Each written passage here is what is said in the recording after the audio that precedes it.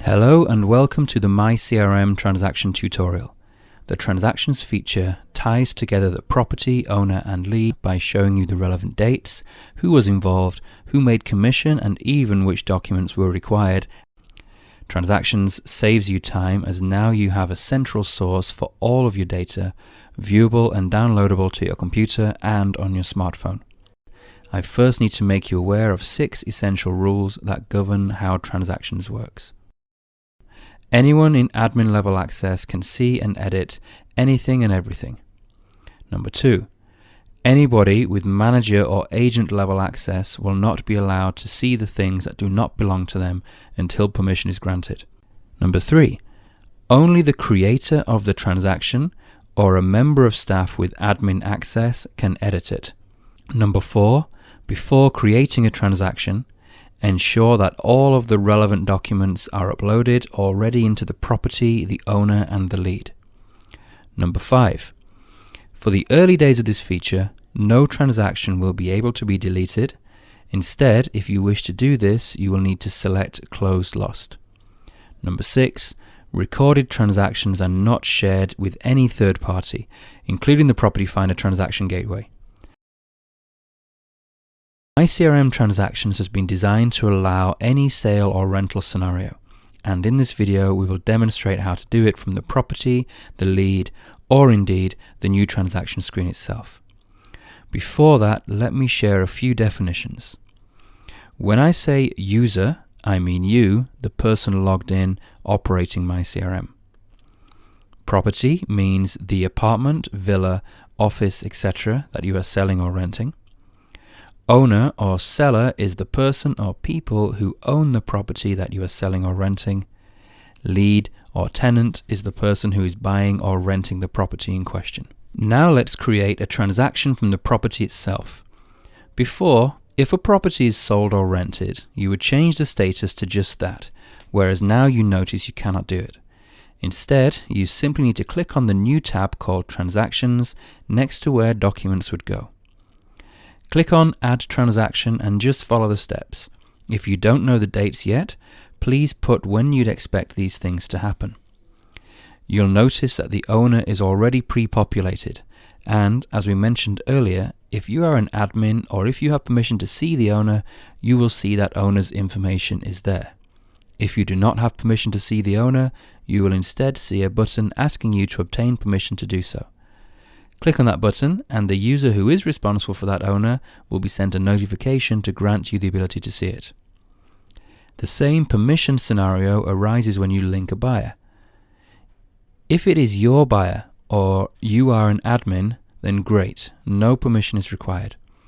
If it is not your buyer or tenant, then you seek permission through myCRM. As before, when adding a price, you can also add the down payment, deposit, using a percentage value or an amount.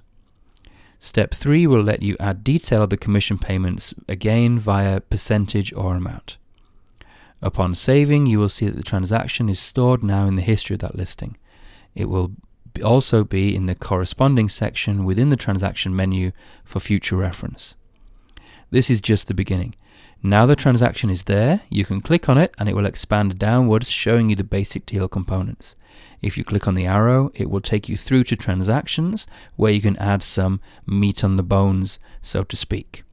However, before we do that, let's start the same procedure again, but from the leads section instead. You go to the leads menu and find the person who is buying or renting the property, then you ensure that the property you wish to transact upon is shortlisted. Select that property, then click on the Add button. The only difference now is that you will already have the details of the property, the owner and the lead populated. However, if you do not have permission to view any of these, you will need first to request permission from the person who does. Of course, we could just start the whole thing from the new transactions screen. As ever, to create anything new on myCRM, you need to click on the big red Add button. From the transactions screen, you're starting from scratch, so you'll need to head to the bottom of the page and add the property and the tenant or buyer. The owner will be auto-filled based on the property that you choose. If we had carried on from the property page or the lead page, we'd be at the same point as we are now. At the top of the screen, you see the negotiated price. This is how much the seller has agreed to sell for. Next to it is gross price, which is how much the buyer actually has to spend, including commissions and, later, local fees. Commissions is the next tab. First you tell the system who is paying commission how much they are paying, then you tell the system who the commission is being paid to in the commission split section. For example, 50% of the commission is coming to me from the seller, as it is my seller, and the buyer, as it is my buyer. If the buyer was controlled by my colleague, then it would be just as easy to add my colleague in there instead. From here, you can actually add as many contributors as you want. For example, your colleague introduces the buyer to you. You could give them a kickback of 10%. In the notes section, you can record any important information that you would like to remember for this transaction particularly. The Documents tab cleverly ties together all of the documents from property, owner, and lead, which ties us back into rule number 4. Before creating a transaction, ensure that all of the relevant documents are uploaded already to the property, the owner, and the lead.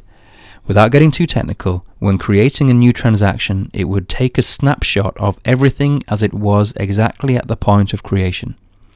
If you now revisited the owner, for example, and add a new document to it, this document will not appear in the transaction. To reiterate, Rule 4 is very important. You will notice that each section has each document under it and an empty pin icon. If you would like this document to be part of this transaction, simply click on the pin and the system will recognize it officially. Finally, when you are ready to, and only when you are ready, please mark the transaction as won or lost. Once you do this, you will no longer be able to modify the transaction and will only be able to view it. For the time being, transactions will not be able to be deleted.